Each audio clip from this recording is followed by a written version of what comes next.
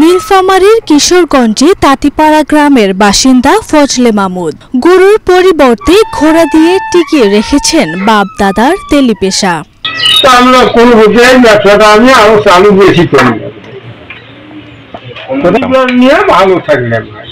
আমার তো দেখলে কোনো সরকারের কোনো পাইও না, খাইও না, কোনো মেম্বার চেয়ারম্যান দেয়ও না। ঘানির ক্যাচ ক্যাচ শব্দ আর ঘোড়ার ঘুরপাকে খাঁটি সরিষার তেল চুয়ে চুয়ে পড়ছে পাতিলে। নড়বড়ে ঘরে কাতারের ওপর বসে ভর দিচ্ছেন নিজেই। কোনো মতে সংসারে চলাইছে, চলার পর আরো যে সরকারের দিকে অনুদান দিতে পারছ আরো মানে কিছুটা ভালো হইতো।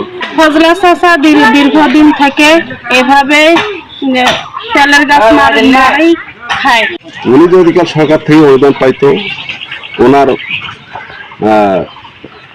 ব্যবসাটা একটু ভালোভাবে করতে পারতো। এদিকে মাহমুদকে সহযোগিতার আশ্বাস দিয়েছেন উপজেলা কৃষি কর্মকর্তা। এই কম দামের ঘোড়া কিনে সেই ঘোড়া দিয়ে গ্রামীণ ঐতিহ্য ধরে রাখার পাশাপাশি মানুষকে ভোক্তা পর্যায়ে খাঁটি সরষের তেল সরবরাহ করছে। এটি আমরা অবশ্যই উৎসাহ দেওয়ার মতো।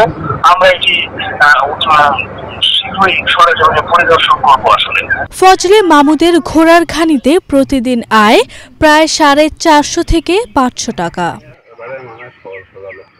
আরভি ইসলাম হিমু, এশিয়ান টেলিভিশন।